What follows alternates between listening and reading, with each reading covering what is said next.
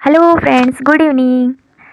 आज हम ऊतक किसे कहते हैं, ऊतक क्या है, ऊतक के प्रकार, इन सभी के बारे में आज हम पढ़ेंगे। वीडियो को स्टार्ट करने से पहले हम आपसे एक थॉट्स यानी मोटिवेशन लाइंस अदा करना चाहेंगे। याद रखना जिस भी लक्ष्य को आप लगातार अपने दिमाग में रखते हैं उसे आप ज़रूर पा सकते हैं। राइट, इसी के साथ हम वीडियो को स्टार्ट करते हैं और आज का हमारा टॉपिक आप सभी को पता ही है क्या है। ओके, तो ऊतक किसे कहते हैं? राइट, ऊतक किसे कहते हैं, ऊतक क्या है, ऊतक के प्रकार। ओके, तो ऊतक किसे कहते हैं? कोशिका का वह समूह जिसकी उपस्थिति, संरचना एवं कार्य समान हो ऊतक कहलाता है, यानी टिश्यूज कहलाता है। ऊतकों का अध्ययन हिस्टोलॉजी या औतकीय में किया जाता है। ये जंतु एवं वनस्पति में विभिन्न भिन्न प्रकार के होते हैं। राइट, जो ऊतक है वो कोशिका में जो समूह होता है कोशिका का, उसकी उपस्थिति यानी उत्पत्ति, संरचना एवं कार्य के समान होता है। राइट, समझ में आ गया पूरा ऊतक? आई होप कि आपको समझ में आ रहा होगा। नेक्स्ट चलते हैं। यह है आपका ऊतक यानी जंतु ऊतक। जंतु ऊतक के बारे में हम देखते हैं कि जंतु ऊतक कितने प्रकार के होते हैं। तो ये 5 प्रकार के होते हैं जंतु ऊतक। ठीक, यहाँ पे कुछ ऊतक के पैराग्राफ यानी कि डायग्राम आपको दिख रहे होंगे। राइट, इसमें ऊतक के कुछ डायग्राम दिख रहे होंगे। इपिथियल टिश्यूज, इपिथियल ऊतक जो होता है वो पहला ऊतक है। राइट, इपिथियल ऊतक में हम यह मुख्यतः अंगों के बाह्य एवं आंतरिक सतह पर पाए जाते हैं। यह कुछ स्रावित ग्रंथियां जैसे सेक्रेटरी ग्लैंड जैसे दुग्ध ग्रंथियां यानी मेमरी ग्लैंड, श्वेत ग्रंथियां यानी स्वीट ग्लैंड, पसीने की ग्रंथियां आदि पाए जाते हैं। किसमें? इपिथियल में टिश्यूज में। राइट, जिसे हम इपिथियल टिश्यूज कहते हैं। इपिथियल को हम उपकला ऊतक भी कहते हैं। राइट, दूसरा हमारा पेशी ऊतक, मस्कुलर टिश्यूज। ये मुख्यतः मसल भागों एवं खोखले अंगों की दीवारों का निर्माण करते हैं। ये अंग यानी कि ये अंगों के आंतरिक भाग में पाए जाते हैं, जैसे हृदय ऊतक, यकृति ऊतक और वृक्क जो किडनी ऊतक है, उन सभी में पेशीय ऊतक पाए जाते हैं। थर्ड है हमारा संयोजी ऊतक। संयोजी ऊतक को हम कनेक्टिव टिश्यूज कहते हैं। ये 2 या 2 से अधिक ऊतकों को जोड़ने का कार्य करते हैं, जैसे रक्त ऊतक, लिगामेंट, कार्टिलेज आदि। जो संयोजी ऊतक है वो हमारे जो ऊतकों को जोड़ने का कार्य करता है, संयोजी ऊतक। राइट, तो इसका जो कार्य है ये ब्लड यानी ये सबसे अधिक किसमें होता है? ब्लड में होता है। यानी ब्लड का जो पारदर्शी चिपचिपापन का द्रव्य होता है, यानी ब्लड का जो रंग है, लाल रंग है, वो पारदर्शी है और ये क्या है? चिपचिपा पदार्थ है। यानी कि इसकी सांद्रता कितनी होती है? 4.7 होती है। राइट, ब्लड की, क्योंकि ये संयोजी ऊतक है ना। तो संयोजी ऊतक में आपका जो ब्लड है, ब्लड 2 प्रकार के होते हैं। एक तो आरबीसी होता है, दूसरा आपका डब्ल्यूबीसी होता है। राइट, जो हमारा आरबीसी है वो जैसे ऊंट प्लाज्मा को छोड़ के बाकी सभी में लाल रुधिर गोलाकार उभयवतल तथा केंद्र विहीन होता है। राइट, हीमोग्लोबिन का जो रंग है यानी हीमोग्लोबिन क्यों होता है? तो ये लाल रक्त की कणिकाओं की वजह से होता है और उसमें जो रुधिर प्रोटीन पाई जाती है ना, उसी को हीमोग्लोबिन कहते हैं। और हीमोग्लोबिन के रहने की वजह से जिसके कारण यह रुधिराणुओं का लाल रंग होता है, यह शरीर में ऑक्सीजन के परिवहन का कार्य करता है, हीमोग्लोबिन। राइट, समझ में आ रहा है?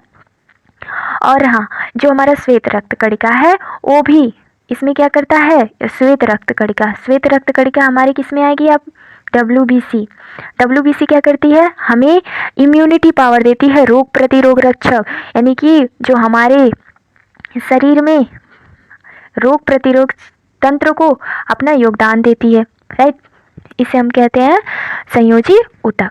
आई होप कि आपको समझ में आया होगा। चौथा हमारा तंत्रिका ऊतक, जिसे हम नर्वस टिश्यूज कहते हैं। तंत्रिका ऊतक की इकाई न्यूरॉन कहलाती है। तंत्रिका ऊतक का मुख्य कार्य संवेदनाओं यानी सेंसेशन को ग्रहण कर मस्तिष्क तक पहुंचाता है, मस्तिष्क द्वारा दिए गए आदेशों को अभिष्ट अंग तक पहुंचाना होता है, जो कि न्यूरॉन के माध्यम से करता है। संवेदनाओं का चालन केमिको मैग्नेटिक वेव के रूप में होता है। इस केमिकल रासायनिक पदार्थ का नाम acetyl choline equal to first acetylcholine first है, राइट, इस केमिकल का। और जो तंत्रिका तंत्र का जो ऊतक होता है ना, वो जंतुओं में संवेदनशीलता तथा जो संवेदनशील है उसको और वातावरणों यानी वातावरणीय दशा में परिवर्तन के प्रति सजगता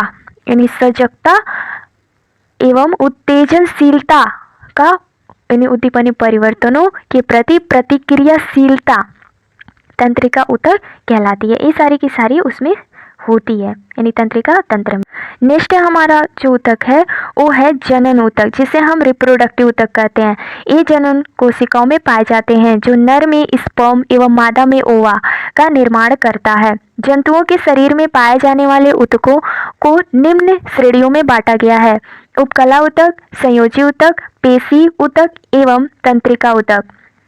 जंतुओं की बाहरी यानी भीतरी या स्वतंत्र सतहों पर उपकला ऊतक पाया जाता है, यानी कि जो उपकला ऊतक होता है वह स्वतंत्र सतहों पर पाया जाता है जंतुओं के बाहरी। उपकला ऊतक में रुधिर होता है, रुधिर कोशिकाओं का अभाव होता है। इसकी कोशिकाओं में पोषण विकसरण यानी डिफ्यूजन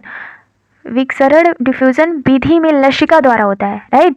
और उपकला ऊतक त्वचा की बाह्य सतह, हृदय, फेफड़ा, वृक्क के चारों ओर तथा जनन ग्रंथियों की दीवार पर पाए जाते हैं, राइट। और उपकला ऊतक शरीर के आंतरिक भागों को सुरक्षा प्रदान करते हैं, राइट। जो उपकला ऊतक होता है वह शरीर के आंतरिक भागों को सुरक्षा प्रदान करता है, राइट। और फिर क्या करता है, शरीर के सभी अंगों एवं अन्य ऊतकों को आपस में जोड़ने वाला संयोजी यानी ऊतक कहलाता है। इसे हम कनेक्टिव टिश्यूज भी कहते हैं, राइट। तो ये दो प्रकार का होता है। उपकला ऊतक कितने प्रकार का होता है? तो दो प्रकार का होता है। एक तो सरल होगा, दूसरा जो है आपका सरल घनाकार ऊतक होता है, यानी सरल घनाकार ऊतक ये कहलाता है। और तीसरा आपका होगा सरल स्तंभी उपकला ऊतक, राइट। आई होप आपको आगे भी समझ में आ रहा होगा। संयोजी ऊतक का मुख्य कार्य होता है कि शरीर के तापक्रम को नियंत्रित करना तथा मृत कोशिका को नष्ट कर ऊतकों को नवीन कोशिकाओं की आपूर्ति करना। और रुधिर एवं लसिका जैसे तरल ऊतक यानी फ्लूइड टिश्यूज संवाहन में सहायक हैं, राइट। जो रुधिर और लसिका होते हैं। शरीर की सभी पेशियों का निर्माण करने वाला ऊतक पेशी ऊतक कहलाता है। पेशी ऊतक रेखित यानी अनस्ट्रिपेड और रेखित यानी स्ट्रिपेड तथा हृदयक यानी कार्डियक जैसे तीन प्रकारों में बटे हुए हैं। अनैच्छिक रूप से गति करने वाले अंगों आहार नल, मलाशय, मूत्राशय, रक्तवाहिनी आदि में आरेखित ऊतक पाए जाते हैं। नेक्स्ट है हमारा आरेखित ऊतक यानी जो पेशियां हैं उन सभी अंगों की गतियों को नियंत्रित करती हैं जो स्वयं गति करती हैं, राइट। आरेखित जो पेशी होती है उन सभी अंगों को गति करती है जो स्वयं क्या होती है, स्वयं गति करती है।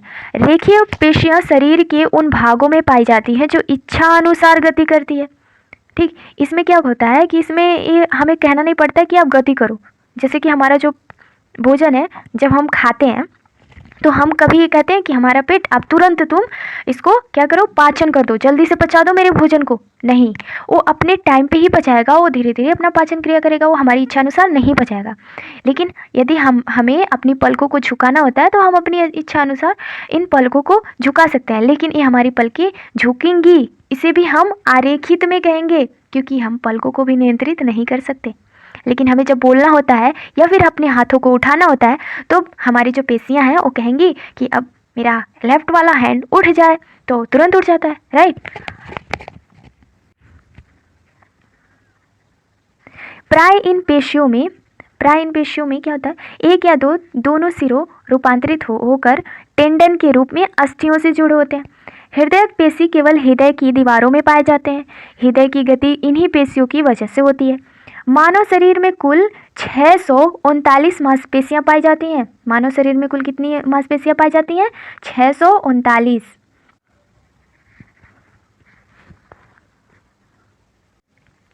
ग्लूटियस मैक्सिमस कूल्हे की मांसपेशियां जिसे कहते हैं, मानव शरीर की सबसे बड़ी तथा स्टेपिडियस सबसे छोटी मांसपेशी है। जंतुओं में तंत्रिका तंत्र का निर्माण तंत्रिका ऊतक द्वारा होता है।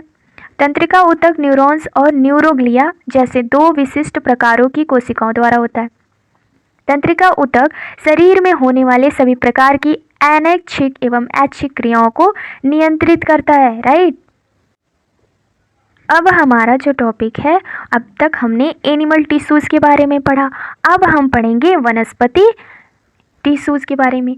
तो वनस्पति ये जो टिश्यूज़ है वो कितने प्रकार के होते हैं? वनस्पति ऊतक तो ये 2 प्रकार के होते हैं। पहला है आपका वर्धी ऊतक जिसे हम मेरिस्टेमेटिक टिश्यूज़ कहते हैं। यह सबसे तेज़ विभाजित होने वाला ऊतक होता है। ये पौधे के शीर्ष भाग यानी कार्य ऊंचाई में वृद्धि, पार्श्व भाग कार्य तने की मोटाई में वृद्धि, अंतः संधि यानी इंटर कैलरी भाग कार्य शाखाओं का निर्माण में पाया जाता है, राइट, उसी में पाया जाता है। ये ऊतक हरित लवक की उपस्थिति में भोजन का निर्माण करता है। ये भोजन संचय यानी पैरेन्काइमा ऊतक में कार्य करता है। अस्थायी ऊतक, राइट। अब आता है हमारा अस्थायी ऊतक। अस्थायी ऊतक क्या होता है? ये ऊतक जब वर्धी ऊतक की विभाजन क्षमता समाप्त हो जाती है तो वे अस्थायी ऊतक का निर्माण करते हैं। इसमें ये होता है कि ये जो ऊतक है वो विभोज्य ऊतक द्वारा ही बनते हैं, राइट। ये जो ऊतक है वो विभोज्य ऊतक द्वारा ही बनते हैं, परंतु ये अपनी विभाजित होने की क्षमता खो देते हैं। यानी कि जो क्षमता है ये विभाजित होने की क्षमता खो देते हैं, इसीलिए इन्हें अस्थायी ऊतक कहा जाता है। इसका मुख्य कार्य है भोजन निर्माण करना, यानी कि भोजन निर्माण, भोजन संचय और आंतरिक सहायता, कोशिका को मजबूती प्रदान करना है, राइट। इसका मुख्य कार्य है। जटिल ऊतक क्या है भाई? तो इसमें क्या होता है कि एक से अधिक अस्थायी ऊतक के मिलने पर जटिल ऊतक का निर्माण होता है। ये 2 प्रकार के होते हैं, जैसे जाइलम और फ्लोएम। जाइलम का मुख्य कार्य क्या होता है? जमीन में जल एवं खनिज लवण का अवशोषण कर पौधे के संपूर्ण अंग तक पहुंचाता है, राइट। जो फ्लोएम का कार्य क्या होता है? पत्तियों द्वारा बनाए गए भोजन को पौधे की जड़ तक पहुंचाना होता है। जाइलम गुरुत्वाकर्षण बल के विरुद्ध तथा फ्लोएम गुरुत्वाकर्षण बल की ओर कार्य करता है, राइट। लिगामेंट स्नायु ऊतक एक अस्थि की दूसरी अस्थि से जोड़ता है। टेंडन कंडरा ऊतक मांसपेशियों को अस्थियों से जोड़ता है। तंत्रिका ऊतक की इकाई है, यानी नर्वस टिश्यूज की इकाई है। न्यूरॉन्स पत्तियों द्वारा बनाए गए भोजन को जड़ तक पहुंचाने का कार्य करता है, यानी जाइलम। अब हम बात करते हैं फ्लोएम के बारे में। तंत्रिका ऊतक में संवेदनाओं का चालन किस रूप में होता है? तो केमिको मैग्नेटिव वेव जमीन में जल एवं खनिज लवण को अवशोषित कर पौधे के संपूर्ण अंगों तक पहुंचाने का कार्य कौन करता है भाई?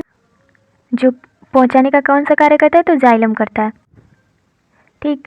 आई होप आपको समझ में आया होगा। बहुत ही इजी लैंग्वेज में मैंने इसमें आप सभी को डिस्क्राइब किया।